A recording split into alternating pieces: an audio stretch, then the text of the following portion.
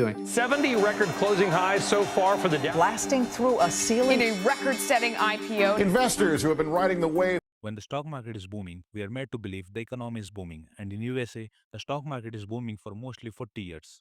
After Donald Trump's 2016 election,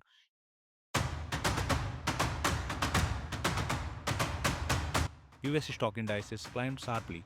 During the first term from 2017 to 2021, the S&P 500 total returns were about 81%. Investors largely credited corporate tax cuts, deregulation, and steady earnings growth for this surge.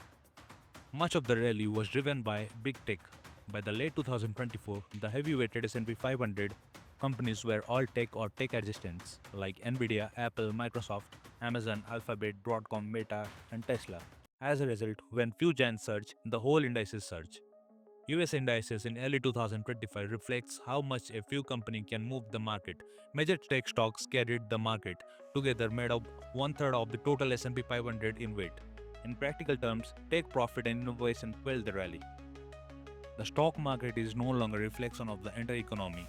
It's a reflection of big tech performance. Why the companies exploded, if you say? Over the last decade, investors poured massive amount of money into cloud computing, artificial intelligence, digital advertisements, smartphones, and electric vehicles, and the profit followed. Even when overall economic growth was modest, even when wages felt stagnant, this company delivered outstanding gains, creating what economists call the wealth effect. And the wealth effect made the economy feel stronger than it really was. Now, let's see which is the biggest winner. Nvidia, this company didn't just grow, it dominated. Driven by AI and high-performance chip, Nvidia surged more than 1000% in just 3 years. Its market valuation crossed $4.4 trillion, making it the single most profitable stock in the S&P 500. In many ways, Nvidia didn't just ride the AI boom, it became the boom. Palantir went public only in 2020, but once AI became the future, investors rushed in. The stock climbed around 1700%, turning one niche data company into a market sensation. Even though it's smaller in size, Palantir saw how AI hype alone can move billions of dollars. Meta, formerly known as Facebook, Meta doubled its stock price in about 5 years. Why? Due to digital advertisements. Even with privacy scandals and metaverse skepticism, Meta's cash machine keeps printing money. At its peak, it nearly hit a $1.9 trillion valuation, proving attention is still the most valuable currency online. Tesla's rise was nothing short of historic. In early 2020, it was worth about $117 billion. By the end of 2025, it climbed to nearly $1.5 trillion in valuation. Apple is the definition of steady dominance. By the mid of 2023, Apple reclaimed a $3 trillion market cap, becoming the only company in the history to do it twice. The current market cap is around $3.64 trillion. It's due to the iPhone services wearables. Apple didn't need hype, it needs scale. Amazon, Microsoft, and Google, these three quietly build the backbone of the modern economy. Cloud computing, e-commerce, online advertisements. By 2023, Microsoft crossed $3.85 trillion in valuation. Amazon and Google each hit around $2.47 and $2.94 trillion in valuation. Together, they didn't just grow the market, they redefined it. Every time the market crashes, the Fed prints money, and every time inflation explodes, the Fed raises rates. But here is the real question. Why does money printing always comes first and inflation comes later? In normal times, the Fed cut rates to boost the growth. Lower rates is equal to cheaper loan is equal to more spending. But once rate hits zero, the Fed switches to quantitative easing. Quantitative easing basically is the Fed's emergency button. When interest rates falls to zero and the economy still needs support, the Fed creates new money digitally and uses it to buy long-term government bonds and mortgage bonds. By doing this, the bond prices go up and the yield go down, and the liquidity flow through the banking system. Bank get cheaper money, loan becomes easy, and market stabilizes. Quantitative easing saved the system in 2008. Quantitative easing saved the market again in 2000. Quantitative easing saved the market in 2008. Quantitative easing again saved the market in 2020, but there is a cost. Buying bonds increases money flow. More money is equal to more demand is equal to higher prices, which leads to inflation. When inflation becomes dangerous, the Fed reverses everything, raises rates and pull money from the market. This is the cycle every single time it happens. Let's know the relationship between inflation, rate cuts and money printing. From 2004 to 2006, there was controlled growth. The economy was strong. The Fed raised rate from 1% to 5.25%. Inflation was stable. No money printing required. This is what normally monetary policy looks like. From 2007 to 2008, crisis began. Housing collapsed, banking froze. The Fed slashes rate from 5.25 to 0, but rate cuts weren't enough. They launched quantitative easing, large-scale money printing. The goal was to save banks, restart credit, and stop collapse. From 2009 to 2014, rates stayed near zero for years. Quantitative easing continued through multiple rounds. Money flowed into the system, market recovered, housing recovered, stock recovered. Inflation stayed low because the demand was weak. From 2015 to 2018, its recovery phase, the economy finally stabilized. The Fed slowly raised the rates from 2.25 to 2.5. Quantitative easing stopped. Money printing paused, balance sheets shrank slowly. In 2019, there were preemptive cuts. Growth slowed slightly, even though the markets were at all-time high. The Fed cut rate. This shows something important. The Fed doesn't wait for the crash; it moves early. 2020, COVID shocked, biggest money printing ever. Global economy shut down overnight. The Fed cut rate to zero in just 2 weeks. Then came the unlimited quantitative easing. Over 5 trillion was created. Balance sheet jumped from 4 trillion to 9 trillion. Market didn't just recover, they exploded upward. In 2021, inflation seeds were planted. Economy recovered. Demand came back faster.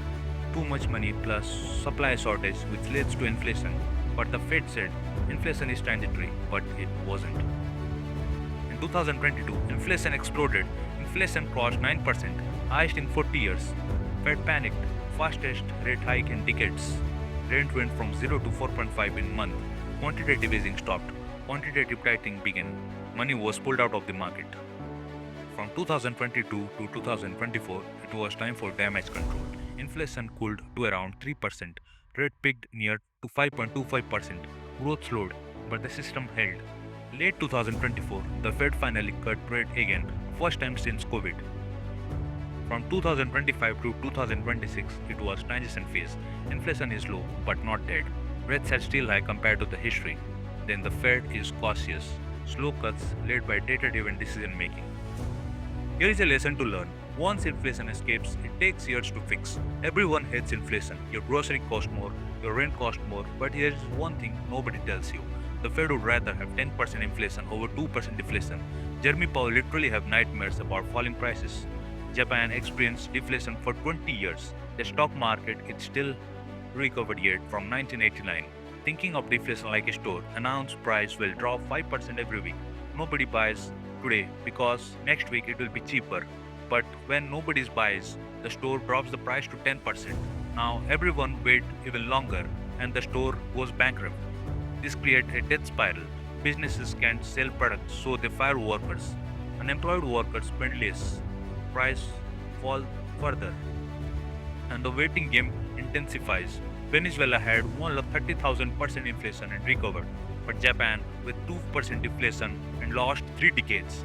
This is why the Fed print 5 trillion in 2022. They will destroy your dollar to save the system.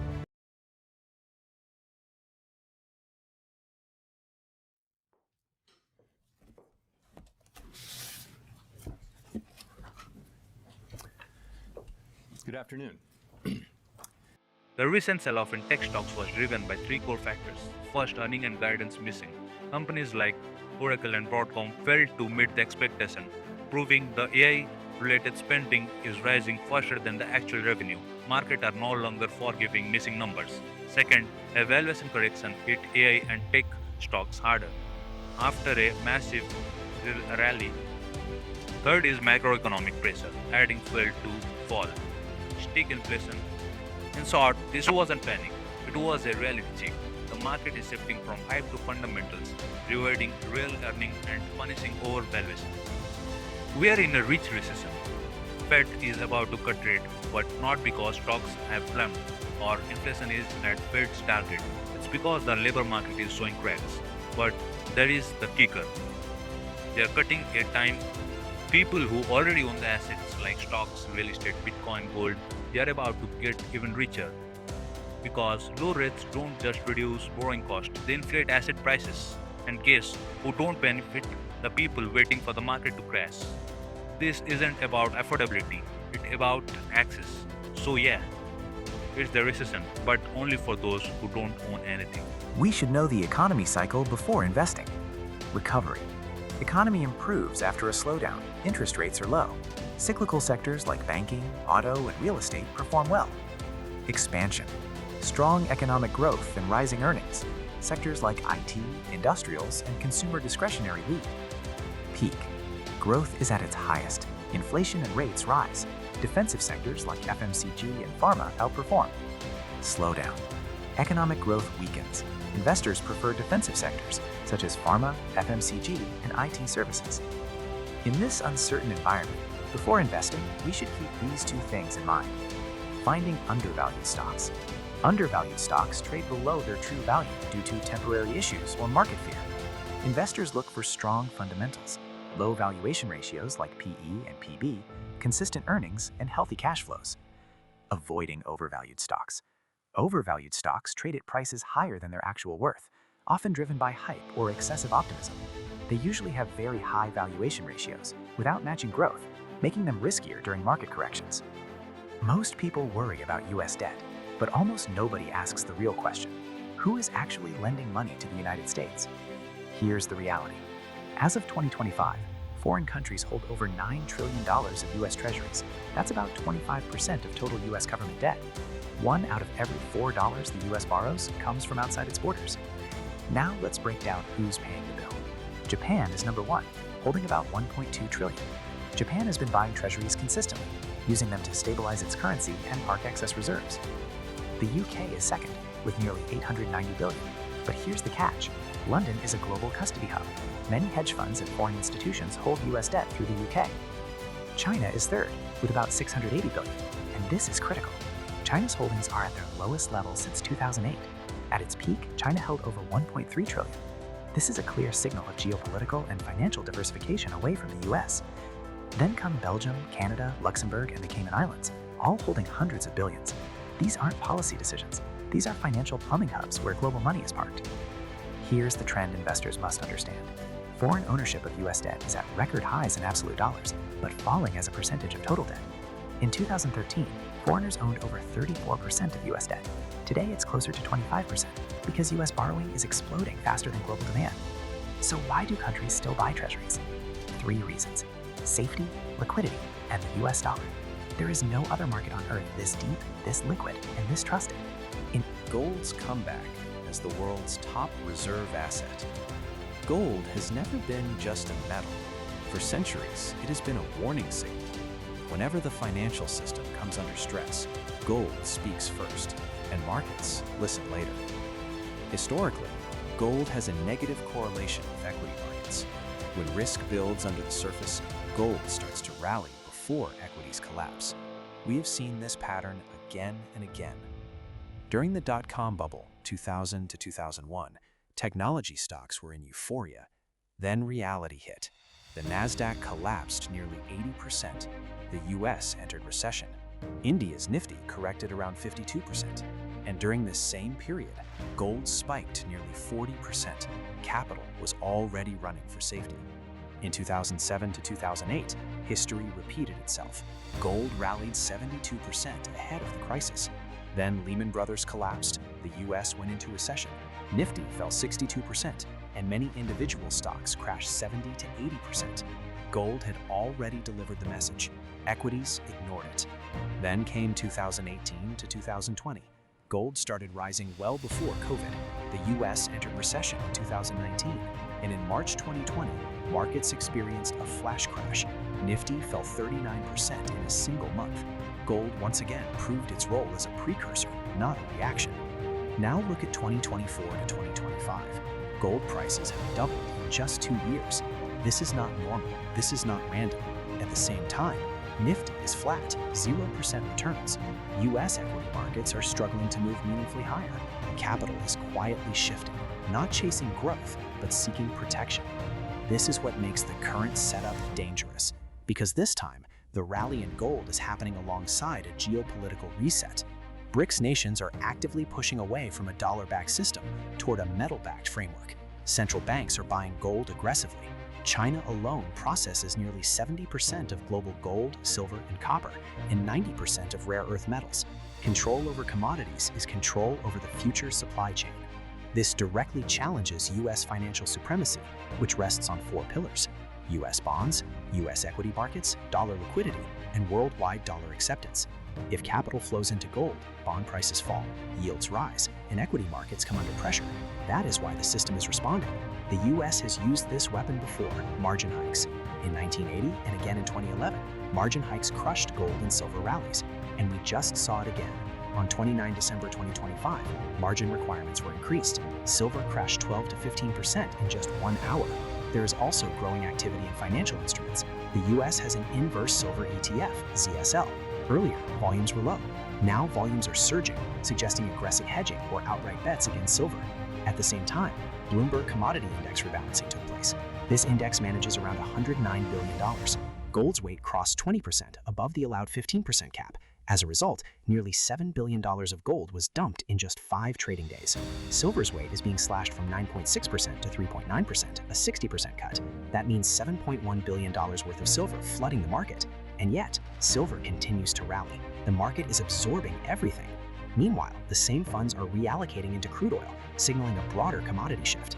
So what does all this mean? Gold has doubled, equities are flat, liquidity is tightening, geopolitical tensions are rising, and policy tools are being deployed to suppress metals. Historically, when gold behaves like this, equity markets follow, with pain. This rally is not about greed, it is about fear, and gold is doing what it has always done, warning the system before it breaks. We are witnessing a historic inflection in global finance. In early 2026, official data show that the value of gold held in foreign reserves has finally eclipsed U.S. government bonds. According to World Gold Council figures, central banks now hold roughly $4 trillion in gold, exceeding about $3.9 trillion in U.S. treasuries. This is the first time since 1996 that gold has overtaken U.S. bonds as the largest reserve asset. The scale of this shift is striking. Central banks today hold on the order of 36,000 to 37,000 tons, amounting to roughly 25 to 27% of all official foreign reserves. At current prices, that stockpile is worth about 4 to 4.5 trillion. What's driving this rebalance? A combination of persistent buying and growing risk concerns. Central banks have accumulated gold for years. In fact, emerging market and Eastern European banks alone added roughly 1,100 tons in 2025. The motivations are threefold: diversification away from dollar-denominated assets, hedging against inflation and mounting sovereign debt, and safe haven demand amid geopolitical turmoil. With U.S. national debt now above $38 trillion and fiscal policy. Silver is not just jewelry. It is one of the most important metals running the modern world. Your smartphone, solar panels, electric vehicles, even AI data centers all depend on silver. And today, global demand for silver is exploding. But here is the shocking part. The same metal that could rise massively could also face a sharp crash. Let's understand why. Silver has the highest electrical conductivity of any metal on Earth. That means it carries electricity better than gold or copper. This makes silver extremely important in electronics. It is used in smartphones, computers, circuit boards, and semiconductors. Solar panels also use silver paste. As countries shift toward clean energy, silver demand is rising rapidly. Electric vehicles use much more silver compared to traditional cars. Silver is also used in medical equipment because of its antibacterial properties. It is critical in 5G networks, AI infrastructure, aerospace, and defense technology. And of course, silver is still widely used in jewelry and investment products like coins and bars. But here is the key difference between gold and silver. More than half of global silver demand comes from industries. Once silver is used in technology, it is often lost forever. It is not easily recycled. Now, let's talk about supply. Silver production is concentrated in a few countries. Mexico is the largest producer. Then comes China, Peru, Chile, Australia, Russia, Poland, and Bolivia. But there is a major supply problem. Most silver is not mined directly. It is produced as a byproduct of copper, lead, and zinc mining. So even if silver prices rise, production cannot increase quickly. This makes silver supply very rigid. Processing and refining silver is even more concentrated. China dominates global silver refining. India is one of the largest consumers, especially for jewelry and investment. Japan and South Korea specialize in high-quality industrial refining. Because of this, China holds strong control over the global silver supply chain. Silver reserves are mainly located in Peru, Australia, Poland, China, Mexico, and Chile. Unlike gold, central banks do not hold large silver reserves. This means silver prices are mostly driven by industrial demand and investor behavior. Historically, silver is much more volatile than gold. Its long-term average price has stayed around $15 to $20 per ounce. But during major economic cycles, silver has seen massive spikes. In 1980, silver prices exploded during the Hunt Brothers squeeze. In 2011, silver surged again during global money printing. And historically, silver usually rises after gold. But when silver moves, it moves faster and sharper. Now, why are silver prices rising today? There are multiple reasons. First, the green energy transition. Solar panels and electric vehicles need large amounts of silver. Second, supply is not increasing while demand is growing rapidly. Third, gold has already rallied strongly. Silver often follows gold with stronger momentum. Fourth, rising geopolitical tensions are increasing demand for hard assets. Fifth, global silver inventories are falling. And finally, financial demand from ETFs and investors is increasing. But here is the hidden risk. When commodity prices rise too fast, speculation increases, and speculation often creates bubbles. If industrial demand slows, or if technology finds alternatives to silver, then the metal that could face the biggest correction might be silver itself. Silver sits at the center of technology, clean energy, and global finance. It could become one of the most important metals of the future, but it is also one of the most volatile. So the real question is silver the next big opportunity or the next commodity bubble? Even Elon Musk has warned about excessively high silver prices. We've seen this movie before with lithium. Lithium prices skyrocketed. Everyone said the world would stop without lithium. And then what happened? Lithium crashed nearly 85%. Why? Not because lithium wasn't useful, but because if two assets move in the same direction, they have positive correlation. If they move in opposite directions, they have negative correlation. If they move randomly, there is no correlation. Now let's understand with examples. Gold usually has a negative correlation with stocks. When stock markets fall due to fear or recession, investors often move money into gold because it is considered a safe asset. That is why gold prices often rise during market crashes. Stocks, on the other hand, usually have a positive correlation with economic growth. When the economy is strong, company profits grow, and stock markets usually rise. Interest rates also play an important role. When interest rates go up, stocks and gold can both face pressure because borrowing becomes expensive and safe bonds become more attractive. Understanding correlation helps investors diversify their portfolio, reduce risk, and avoid putting all money into assets that move in the same direction. In investing, risk is unavoidable, but not all risk is the same. Broadly, investment risk is divided into two types: systematic risk and unsystematic risk. Systematic risk, market risk. Systematic risk affects the entire market or economy. It cannot be avoided through diversification. If systematic risk occurs, almost all assets are impacted. Examples of systematic risk: economic recessions, interest rate changes, inflation, geopolitical conflicts, pandemics, financial crises, central bank policy changes. Impact: even high-quality companies fall during systematic events. Examples: 2008 global financial crisis, 2020 COVID crash, 2022 interest rate hikes. How to manage it? You cannot eliminate systematic risk, but you can manage it by asset allocation, equity, debt, gold, hedging, long-term investing, risk-adjusted position sizing. 2. Unsystematic risk, company-specific risk. Unsystematic risk is related to a specific company or sector. It does not affect the entire market. Examples of unsystematic risk: poor management decisions, corporate fraud, debt default, product failure, regulatory action on a company, sector-specific problems. Impact: only certain stocks or sectors are affected. Examples: Yes Bank crisis, Sodium scam, Nokia's business failure, telecom AGR issues. How to manage it? Unsystematic risk can be reduced or eliminated by diversification, investing in multiple sectors, mutual funds or ETFs, avoiding over-concentration in one stock, EIC analysis, economy, industry, company, a framework to use before picking any stock. Most investors focus only on the stock price. Smart investors first analyze the big picture. That is where EIC analysis comes in. EIC stands for economy, industry, and company. It is a top-down approach to stock selection. 1. Economy analysis. The first step is understanding the overall economic environment.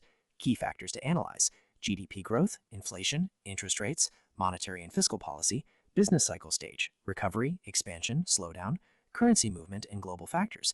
Why it matters. Even the best companies struggle in a weak economy. Economic conditions decide capital flow, consumption, and corporate earnings. Example, low interest rates favor banking, real estate, and capital-intensive sectors. High inflation and rate hikes hurt growth stocks. 2. Industry analysis. Once the economy is understood, the next step is the industry. Key questions to ask. America currently has a debt of 38.5 trillion USD. Everyone knows this. It is believed that by 2035, America will be paying around 2 trillion USD annually just in interest on this debt. The reason Trump is breaking the world is because the world that exists cannot support America anymore. This isn't ideology, it's math. The post-1945 system was built when America produced, America manufactured, America exported. Today, America consumes, America borrows, America finances. The old order only works if the center is strong. It isn't. Trump understands something elites don't admit. The US can no longer afford to be the shock absorber of the world.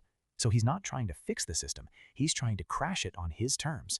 Every alliance he weakens, every institution he undermines, every trade rule he breaks, that's not madness, that's preemptive abandonment. Because when the system finally fails, and it will, the countries still playing by rules will collapse first. Trump wants America to be unpredictable, unanchored, uncommitted. Why? Because predictable empires get bled slowly, unpredictable ones get paid quickly. This is why he hates multilateralism, because multilateral systems force the strong to subsidize the weak. This is why he attacks NATO, because NATO is an insurance policy America can't afford anymore. This is why he weaponizes tariffs, because trade used to be mutual, now it's leverage extraction. This is why he treats war zones like balance sheets, because reconstruction is one of the last remaining profits. Here's the part nobody says. Trump isn't destroying the world. He's disconnecting America from the cost of holding it together, and that terrifies everyone, because deep down they know he's exposing a truth. The global order was never moral, it was affordable, and it isn't anymore. So Trump's strategy is simple. Break it fast, cash out leverage, let others carry the rubble. History won't remember him as a lunatic. It will remember him as the man who ended the illusion early. And that's why the world looks like it's burning. Because it is. The United States seized 1.9 million barrels of oil on December 10th. We're going to keep it. We're keeping. Where's it going? Are we going to sell it or put it in the strategic? Maybe we'll sell it. Maybe we'll keep it. Maybe we'll use it in the strategic reserves. We're keeping it. We're keeping the ships also. Yeah, please. The United States is preparing for potential conflicts with Iran, Russia, and China, which would require enormous financial resources. With a massive debt burden, it is believed that the U.S. got in alternative ways to strengthen its financial position. Instead of refinancing or restructuring its debt through conventional means, the claim suggests that the U.S. considered taking control of a resource-rich country. Venezuela emerged as a prime target due to its extraordinary natural wealth. Venezuela holds over 300 billion barrels of crude oil, making it one of the largest oil reserve holders in the world, with an estimated value of around 17 trillion USD. Beyond oil, Venezuela is claimed to possess natural gas, ranked around 34th globally, iron ore, approximately 600 billion USD in reserves, gold, around 8,000 tons, including 161 tons held by the central bank, coal, more than 500 million USD in reserves, freshwater, about 2% of the world's renewable freshwater reserves, rare earth minerals, including coltan, essential for EVs, smartphones, semiconductors, and advanced electronics. When combined, the total estimated value of these natural resources is claimed to be around 20 trillion USD. In addition, Venezuela allegedly accumulated around 600,000 bitcoins, valued at approximately $60 billion. Due to heavy international sanctions, Venezuela reportedly sold oil using USDT, Tether, and later converted it into Bitcoin, since USDT can be frozen, while Bitcoin is more resistant to seizure. It is claimed that these Bitcoins could be seized and added to a US Bitcoin reserve. US global dominance rests on control of sea routes, naval power, dollar-based trade, strategic choke points. Why Russia is one of the most resource-rich and strategically powerful countries. Russia is not powerful only because of its military. Its real strength lies beneath the ground and across the ice. Russia is one of the most resource-rich nations on Earth. It holds massive reserves of oil, natural gas, coal, uranium, nickel, palladium, aluminum, timber, freshwater, and rare minerals. But what truly separates Russia from the rest of the world is its control over the Arctic Circle. Arctic control, Russia's hidden strategic advantage. Russia controls the largest share of the Arctic coastline. For decades, this region was frozen, inaccessible, and economically inactive. But with global warming accelerating, the Arctic ice is melting, and for Russia, this is not just a climate issue, it is a strategic opportunity. As ice retreats, frozen land becomes usable agricultural land.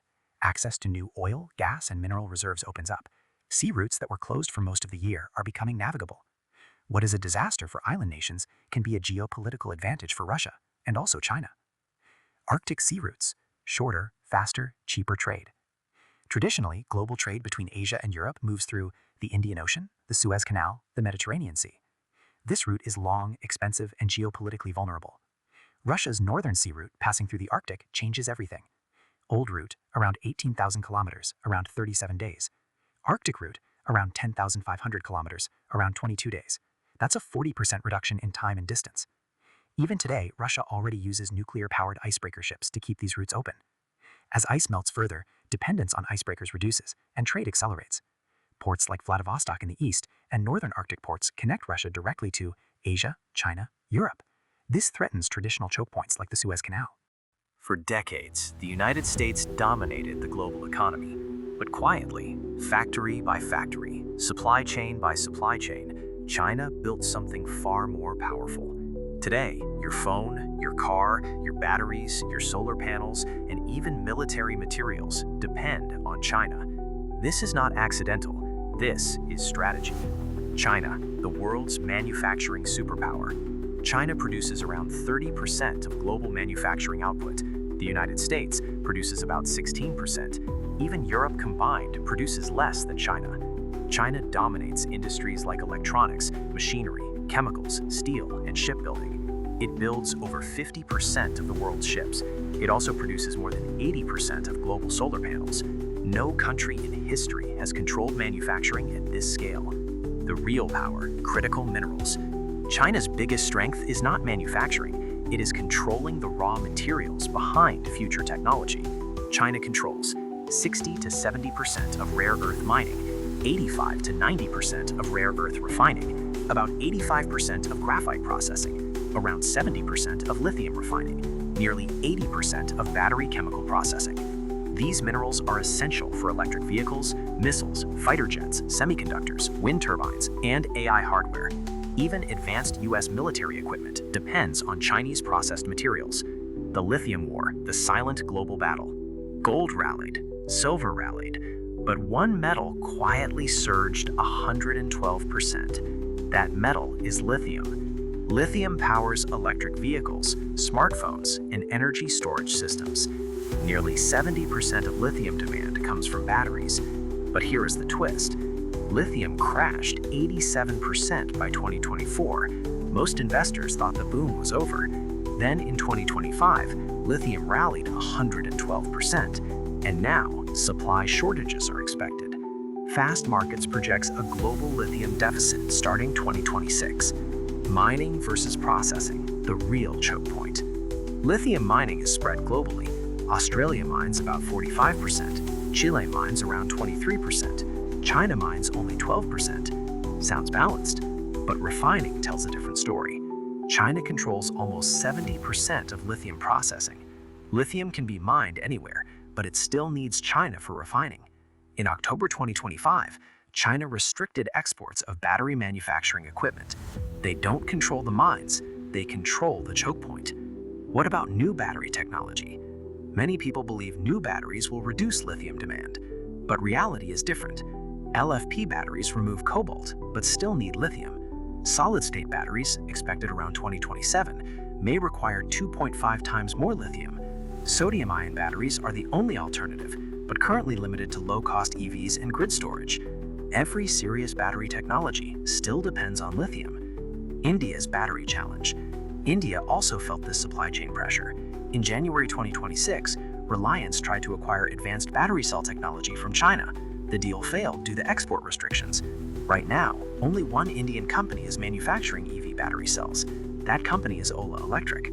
Their 46280 Bharat cell is already in production. Most other companies are still dependent on imports. Who benefits from the lithium race? Globally, The Global X Lithium ETF rose 71% in 2025. It includes companies like Albemarle, SQM, and Tesla. In India, Ola Electric is building domestic cell manufacturing. NMDC is acquiring lithium mining assets in Australia and Africa. This is no longer just a commodity story. This is a geopolitical supply chain war. China's food and industrial dominance. China is also the world's largest producer of rice, wheat, and vegetables. It feeds 1.4 billion people with limited farmland. Industrial dominance is even stronger. China is the world's largest producer of steel, cement, aluminum, and chemicals. Very few countries control both food security and industrial power at the same time. Economic reality, GDP versus purchasing power. In nominal GDP, the United States is still larger, but in purchasing power parity, China is already the largest economy in the world. Trade and currency strategy. China runs large trade surpluses.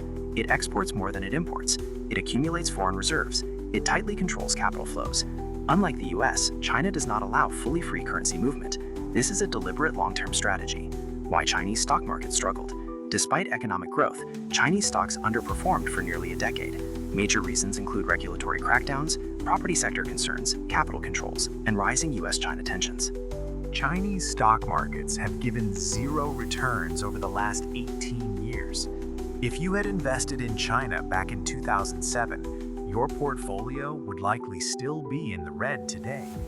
Even in the last 10 years, while the US market has tripled and Nifty 50 has more than doubled, China's CSI 300 index has barely given a 3% return per year. Look at the contrast here.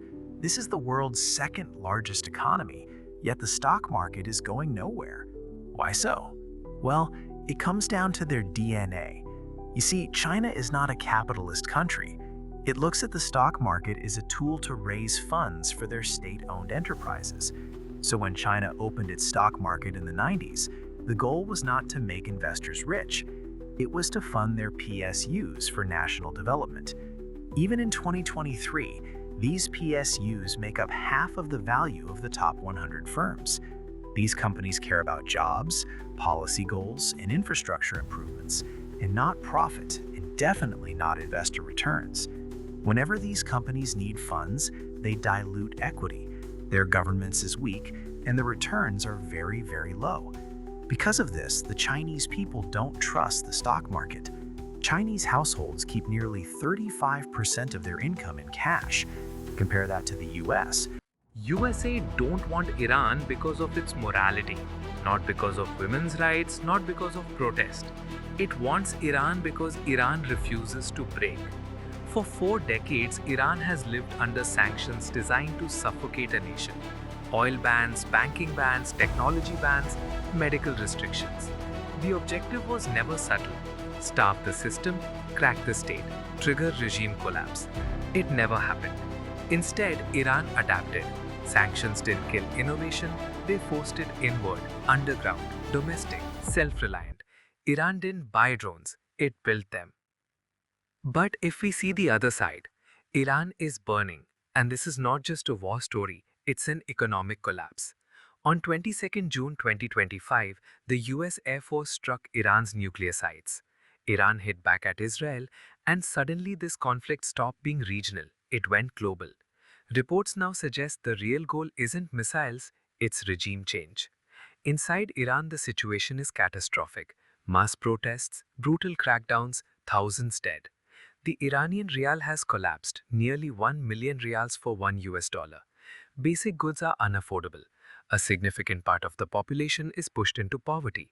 The streets aren't just angry, they're desperate. This is what an economy looks like when it breaks from the inside. Now zoom out. Despite all sanctions, Iran hasn't been alone. China is Iran's economic lifeline. As of 2025, China buys nearly 90% of Iran's oil exports. And here's the real twist. Much of this trade happens in Chinese yuan, not US dollars.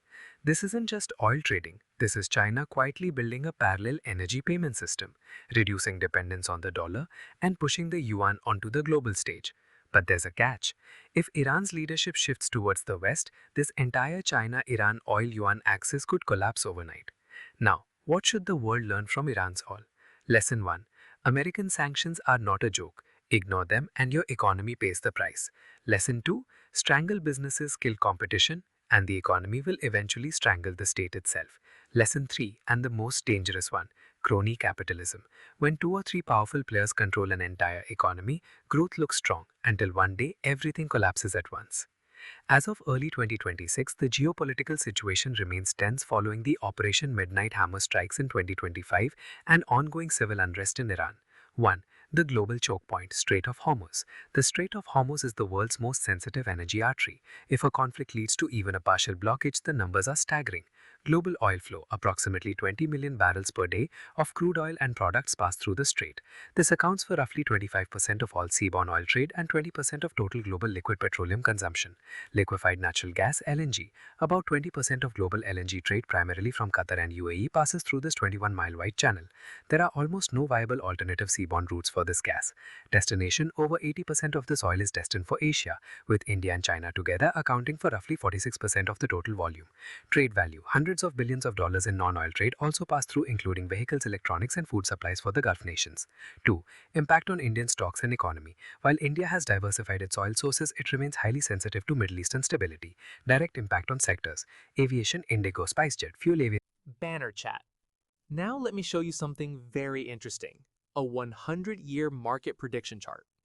This chart looks at one full century of stock market cycles. Point A on this chart marks bubble bursts, and history lines up almost perfectly. 1929-30, Great Depression. 1945, World War disruption. 1981, U.S. inflation crisis. 1999, dot-com bubble. 2020, COVID liquidity bubble. Every time, a major bubble burst. Now look at point B. Point B doesn't predict crashes, it predicts market peaks, the years when investors should start becoming net sellers. These are periods when asset prices are fully priced or overheated. For example, in 2007, if you reduced exposure, you avoided the 2008 collapse. Now look at what the chart is signaling next: 2026. According to this model, 2026 is likely to be a peak zone for US equities, and possibly Indian equities as well. Now, do I blindly believe this chart? No, but I respect cycles. Markets move in long waves: liquidity cycles, valuation cycles, demographic cycles, and right now, valuations are full, liquidity is tight, global risks are high. So my view is simple: 2026 is not a year to be aggressive. It's a year to trim exposure, protect capital, be selective. This doesn't mean markets crash tomorrow. It means risk-reward is shifting. Smart investors don't wait for the crash. They exit when optimism peaks, and history shows that's usually before everyone agrees. Tariffs. Trump's tariffs were never about trade. They were about pain, engineered pain. Tariffs are marketed as economics. In reality, they are pressure weapons. You don't invade countries anymore. You destabilize their producers. Look at example of Punjab's basmati rice and Surat Ahmedabad's diamond industry. Together, both export-driven, both dependent on foreign buyers, both survive on thin margins. One tariff shock, orders slow, prices collapse, workshops shut, farmers panic. And here's the key question: why? Because when income disappears, people don't study geopolitics. They look for someone to blame. And they don't blame Washington. They blame their own government. That's the weapon. Now zoom out. Trump imposed tariffs on European countries, not for trade, but for Greenland, a territory, a strategic Arctic choke point, rare earths, military positioning. Tariffs weren't punishment, they were leverage. Pressure voters, pressure governments, force alignment. Same logic with Iran and Russia. The US didn't just sanction Iran and Russia, it warned the world. Trade with them and you pay too. Secondary tariffs, secondary pain. Why? To isolate regimes without firing a bullet, to make their trading partners feel the cost, to turn business communities, exporters, and workers into pressure groups. This is not ideology. This is crowd manipulation at scale. Tariffs hit hardest where it hurts most: farmers, factory workers, manufacturers, export towns. Which governments rely on them the most? Left-leaning, welfare-heavy, production-based states. You squeeze production, you squeeze folks. Trump didn't need wars. He didn't need coups. He used import duties, slow bullets, legal bullets, invisible bullets. By the time people shout, "We are suffering," the target is already set, not the tariff issuer, their own government. What if India suddenly stopped buying Russian oil? Sound simple? It could crash markets and shake up the global power game.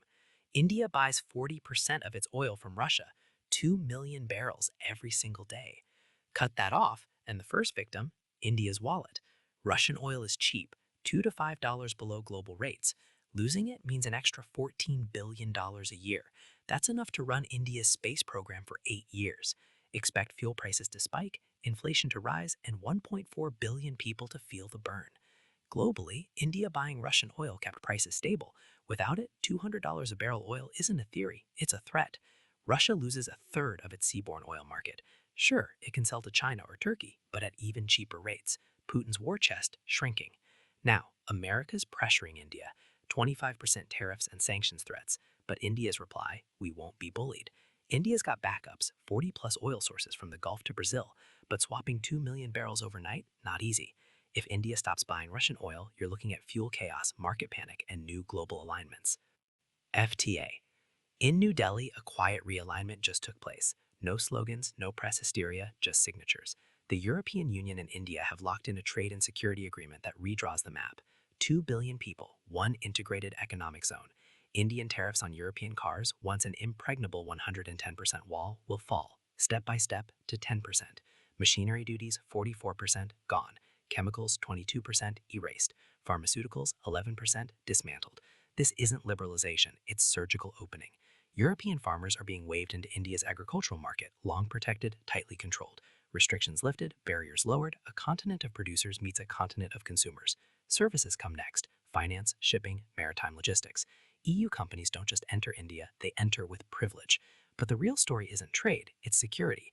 Maritime coordination across the Indian Ocean, cybersecurity coordination in an age of constant digital war, counter-terror operations, shared intelligence, shared threat models, and buried in the language, joint military technology development. Not today, but soon. This is Europe hedging, India positioning, and Washington no longer the default center of gravity. No sanctions, no speeches about values, just leverage, markets, and hard power alignment. The world isn't becoming multipolar, it already has, and this agreement makes one thing clear: the future of global trade and security is being negotiated without asking the United States for permission, quietly, methodically, irreversibly. This is the mother of all trade deals. The European Union-India Free Trade Agreement is finalized, with full rollout by early 2027. And here's the truth: some stocks will explode, others will get crushed. Let's start with the winners. 1. Auto component exporters. Think Mothers and Sumi, Barrett Forge, Sona BLW. These companies already supply European OEMs. When tariff barriers fall, export volumes jump, margins improve. India becomes a low-cost manufacturing hub for Europe. This is a structural tailwind, not a one-quarter trade. 2. Textiles, the most ignored opportunity. Wellspun Living, Golcaldus exports. Post-FTA, Indian textile exporters compete head-to-head with Bangladesh and Vietnam in Europe. No tariff disadvantage, equal access. That's a game changer for capacity utilization and order flows. 3. Watches and lifestyle. Timex, Ethos, KDD. GDP. Indian investors right now are wondering that for the last 2 years, why is the India stock market not growing? Because taxes have been cut, GDP data has been great, inflation has been low, RBI has taken multiple good positive steps. So why is it that the stock market is not moving, and why is it that our portfolios are suffering? The short answer there is that there are multiple macroeconomic factors at play, which I will analyze on today's video. For example, inflation data, GDP data, interest rate, stock market valuations, globalized versus deglobalized world debate that is going on, fall of INR. How do these multiple things come together and impact your stock market return? India's GDP story. India is now the world's fastest growing major economy, growing around 6.5 to 7% when most of the world is struggling below 3%. So what's driving this growth? First, consumption. India's middle class is exploding. More spending on housing, cars, travel, electronics. This alone fuels over 55% of GDP. Second, government capex. Record spending on roads, railways, ports, defense, and infrastructure. Every rupee spent by the government creates a multiplier effect across the economy. Third, manufacturing push. With Make in India and PLI schemes, global companies are shifting supply chains from China to India, boosting exports and jobs. Fourth, services powerhouse. IT, finance, startups, and digital payments keep foreign money flowing in. India handles 40% of the world's digital transactions. And the big advantage? Demographics. India is young, working, and consuming, while many economies are aging. Inflation. one word that can make or break markets. If you really want to understand where the Indian stock market is heading, forget headlines. Look at inflation. Inflation simply means how fast prices are changing, and this is what the market actually cares about. Now, rewind to 2021-2022.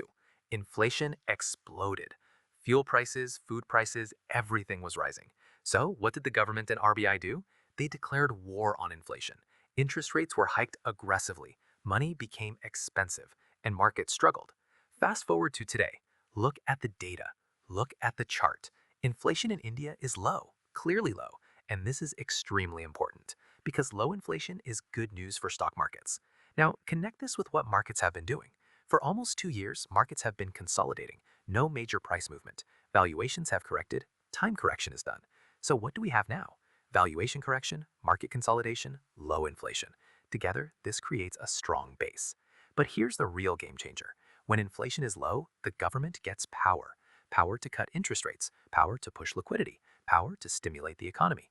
Lower interest rates mean home loans become cheaper, car loans become cheaper, businesses borrow more, consumption increases, and when more money flows into the economy, markets usually move up.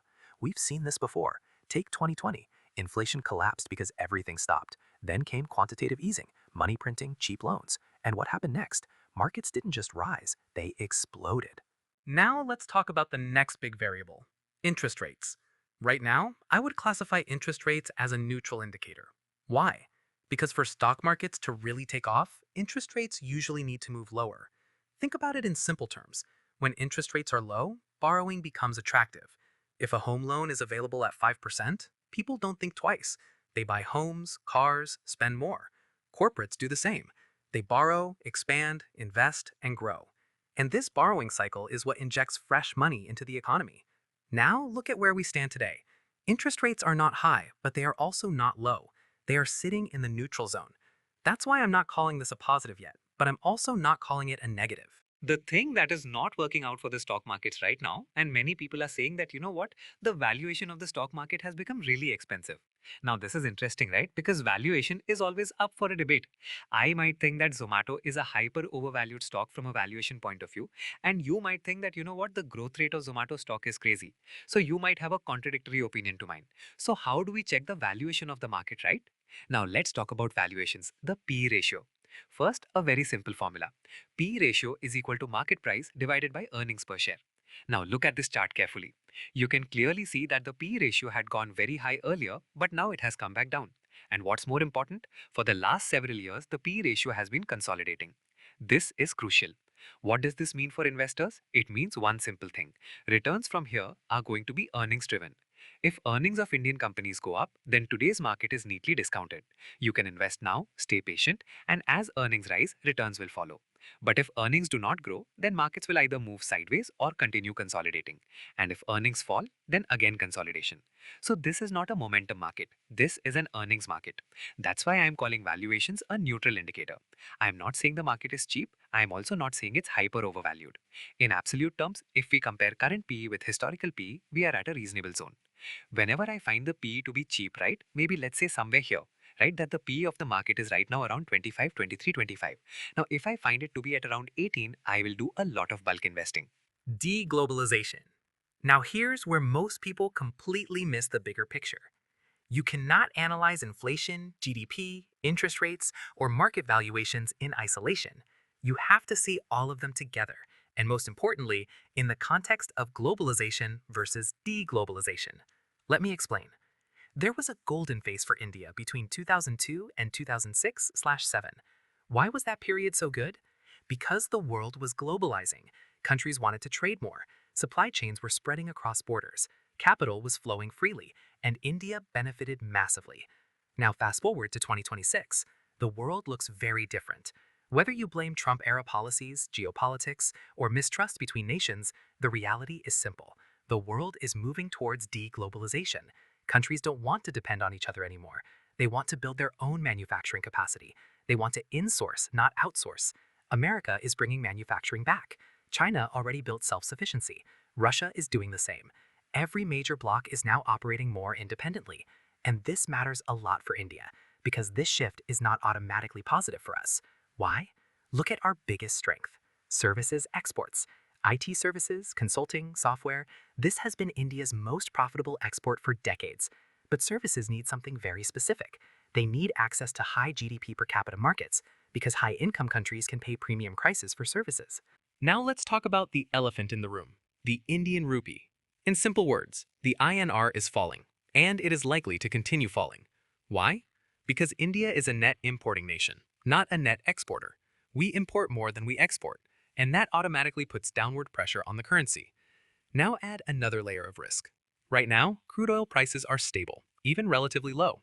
That's actually helping India. But here, FII is leaving India. This is the real reason Indian equities have underperformed lately. Foreign institutional investors are selling relentlessly. But the real question is why, and more importantly, what will bring them back? Let's break it down. Point 1. Currency wipes out equity returns. Imagine an FII invested in India when the rupee was 83 rupees per dollar. The stock rises from 100 to 110, a 10% gain. Sounds good, right? Now add reality. If the rupee depreciates 10% in the same period, the dollar return becomes zero. No alpha, no incentive.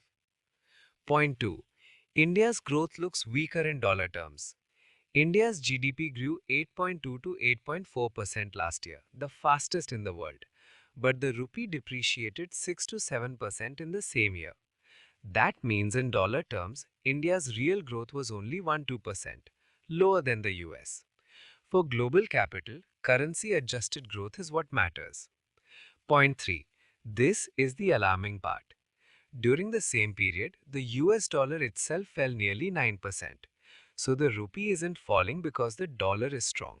It's falling despite a weak dollar. That tells you the problem is domestic, not global. So why allow rupee depreciation? Because of tariffs.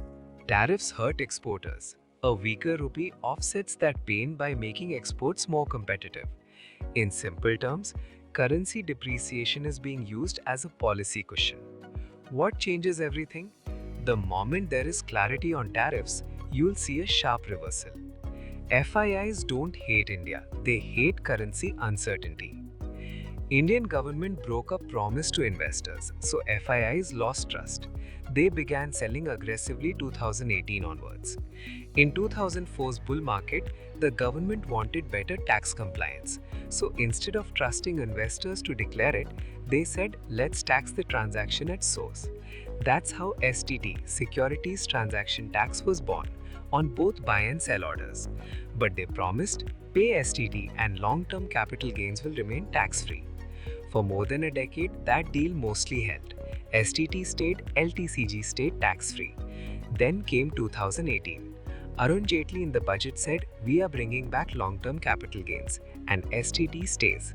The original deal was broken, and foreign investors noticed. FIIs are not used to policy flip-flops like India's. From 2018 onwards, FII started selling aggressively. Then in 2024, we were in a raging bull market.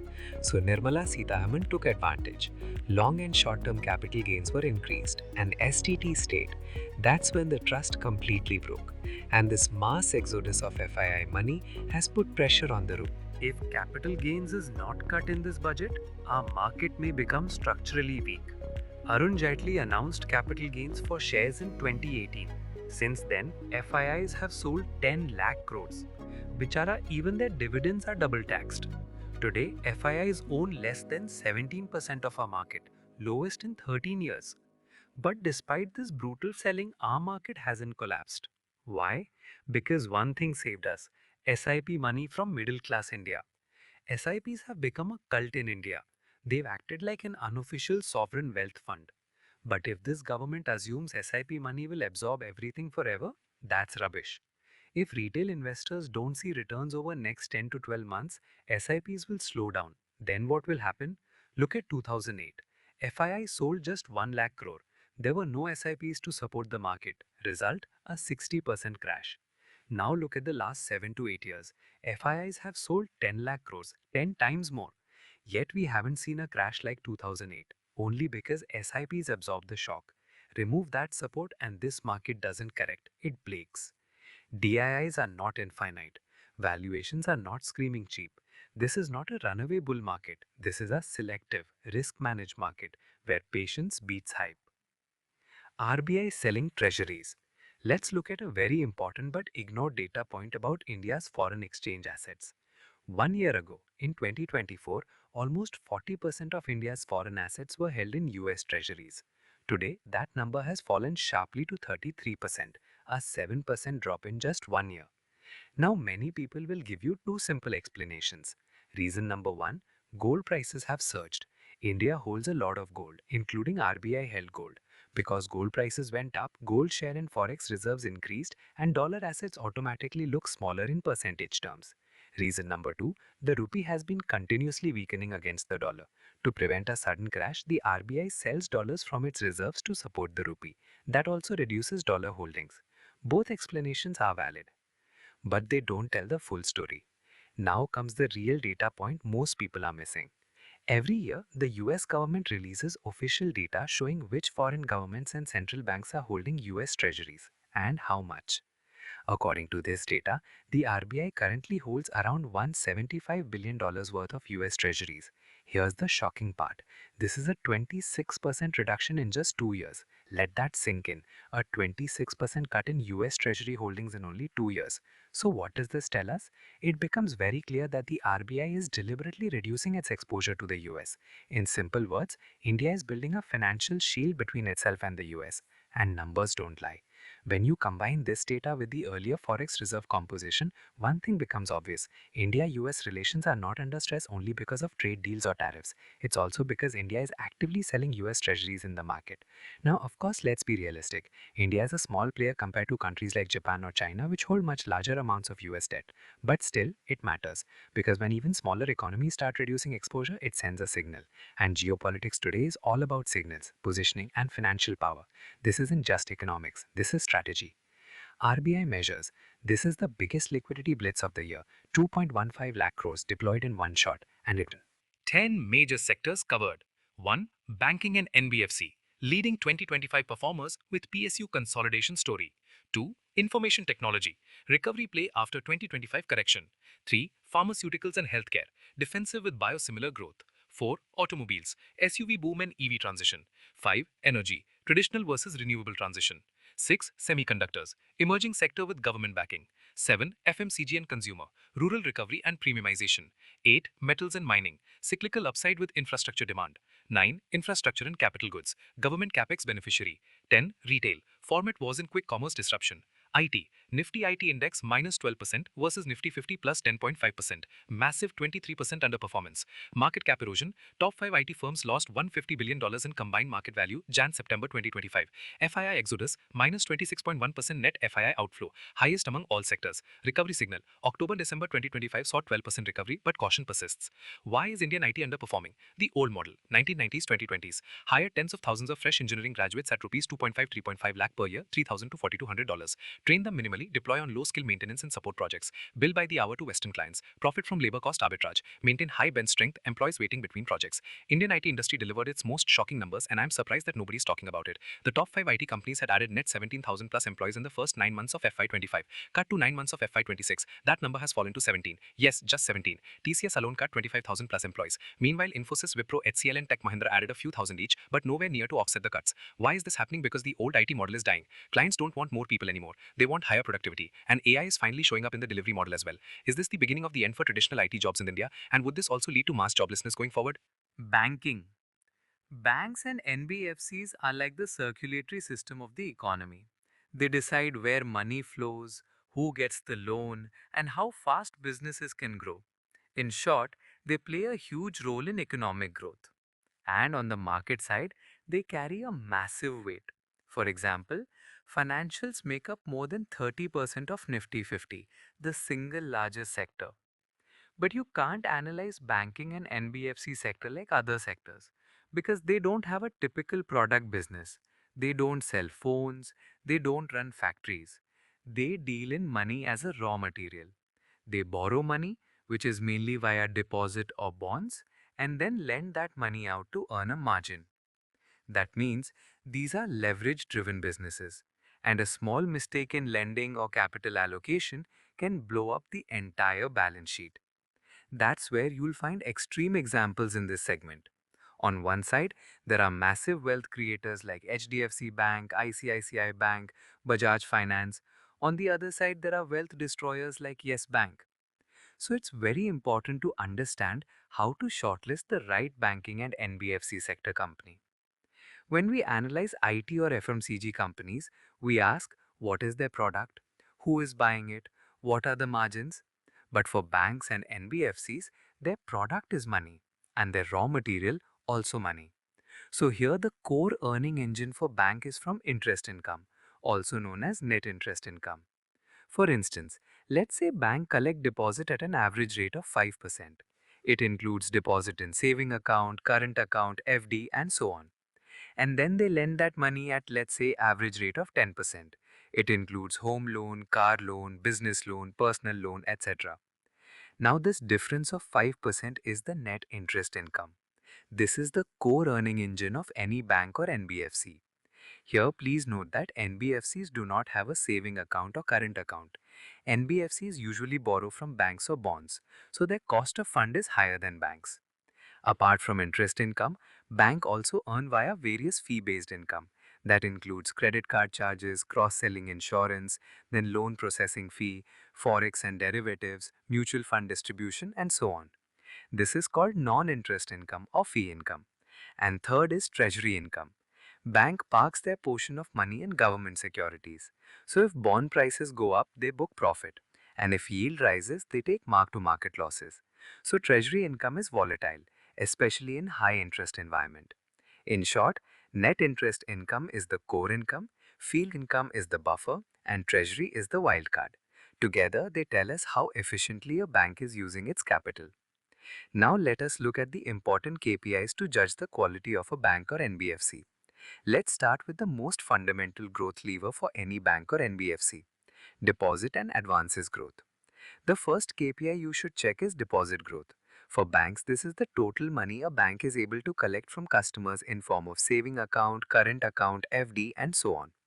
In simple terms, this is their raw material. A strong deposit growth shows two signs: customer trusts the bank and the bank has more low-cost capital to lend. Here, please note that within total deposit, not all money is equal. Some deposits are cheap for the bank, while some are expensive. That's where CASA ratio comes in. CASA stands for current account and saving account. These two make up the CASA deposit.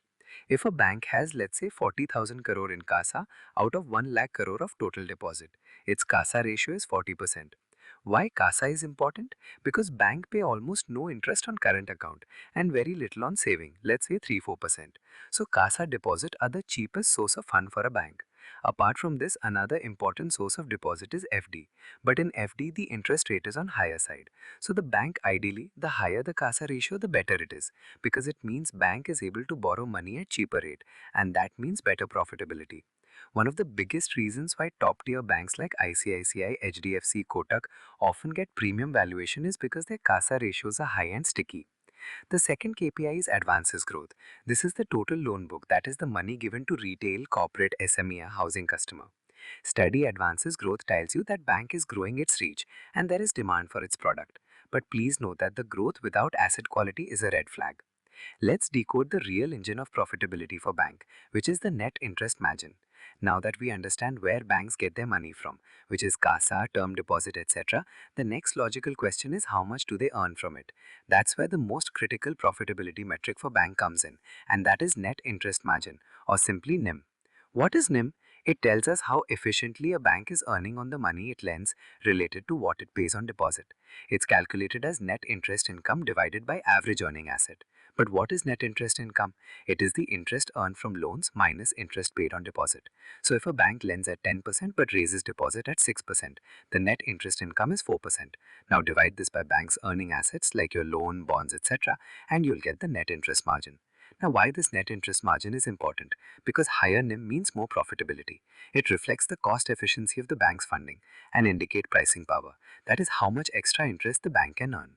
So ROA tells us how much profit a bank earned for every rupee of asset it holds.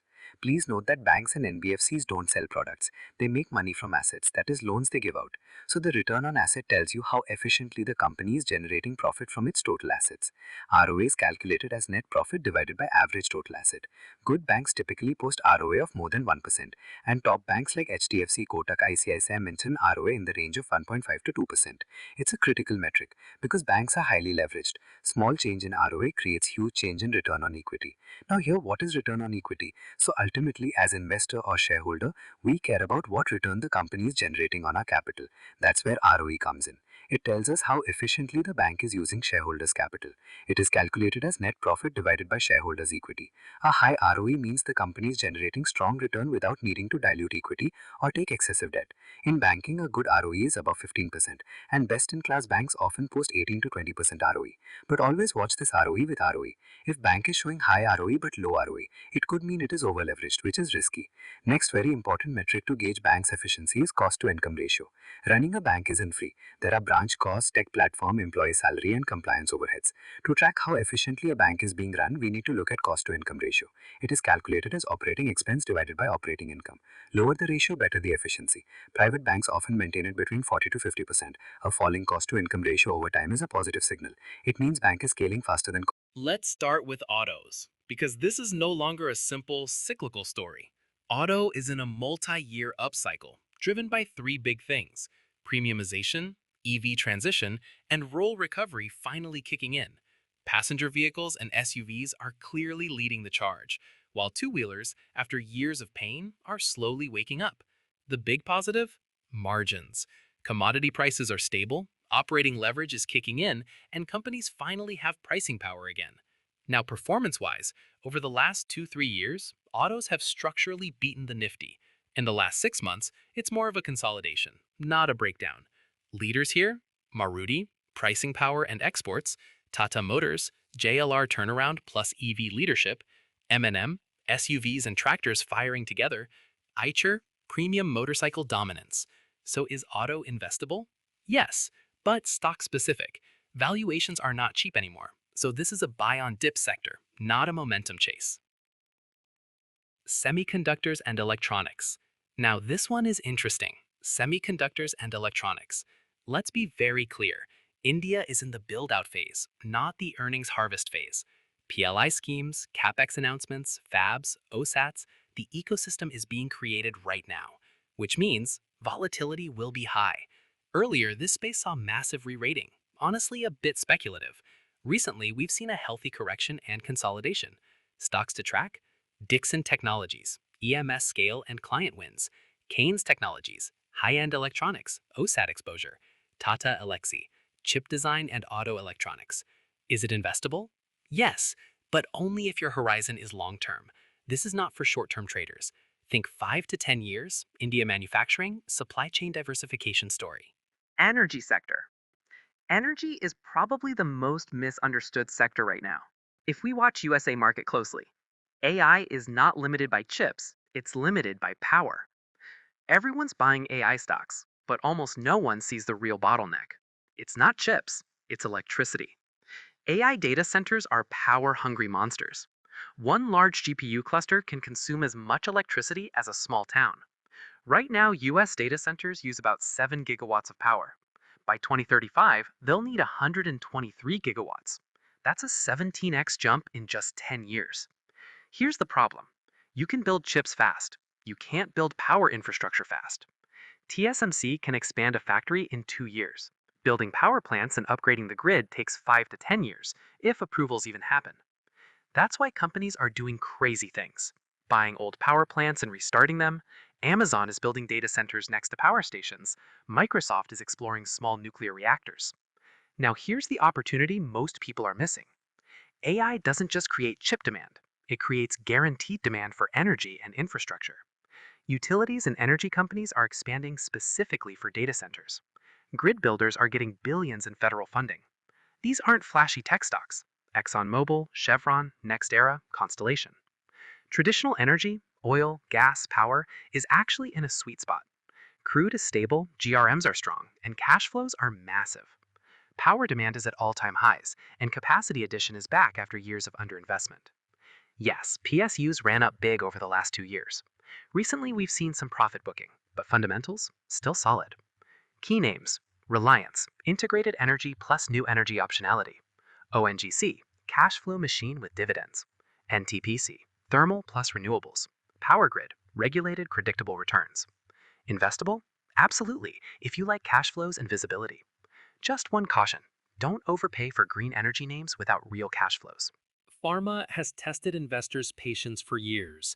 US pricing pressure, regulatory issues, margin compression, it was ugly. But now things are slowly changing. We're seeing recovery in CDMO, specialty pharma, and domestic formulations. Generics are still tough, but margins are stabilizing. Performance-wise, long-term underperformance, but recently signs of bottoming out. Leaders: Sun Pharma, specialty portfolio. Divi's Labs, CRAMS recovery. Cipla, respiratory and US stabilization. Is pharma investable? Selective, not broad-based. You want companies with differentiated pipelines, not just volume stories. Construction and capital goods. If there's one sector that screams visibility, it's this one. India's capex supercycle is very real. Roads, railways, power, defense, manufacturing. Order books are at record highs, and operating leverage is kicking in beautifully. Over the last 2 to 3 years, this sector has clearly outperformed. Recent consolidation? Healthy, not exhaustion. Key players: L&T, the infra backbone of India. Siemens and ABB India, electrification and automation. KEC, KNR, NCC, execution-focused infra plays. Investable? Strong yes. This is one of the cleanest, PE-friendly sectors right now. Consumer non-durables, FMCG. Now let's talk about FMCG, the defensive favorite. Demand recovery has been slower than expected. Rural is improving, but urban demand is largely saturated. Pricing power is weak, volume growth is moderate, nothing explosive. Earlier, FMCG outperformed as a safe haven. Recently, it's underperforming versus cyclicals. Leaders remain: HUL, stable margins; ITC, cash generation and hotels optionality; Nestle, premium consumption. Investable? Not a leader right now. FMCG works as a portfolio stabilizer, but don't expect it to generate alpha in this phase. Successful investing is not about timing the market. It is about time in the market. Never stop investing, but always invest wisely. Markets will rise and fall. Corrections and crashes are normal. Instead of fearing dips, smart investors use dips as opportunities to accumulate strong assets at better prices. But buying blindly is risky. Always study the macroeconomy. Understand interest rates, inflation, global trends, and government policies because they drive overall market direction. Then analyze industries and sectors. Some sectors grow faster during certain economic cycles, like technology, energy, or infrastructure. Finally, focus on company-level analysis. Study financials, management quality, competitive advantage, and long-term growth potential. Disciplined investing, proper research, and patience are what separate successful investors from speculators. Remember, wealth is not created in days or months. It is built through consistent investing and smart decision-making.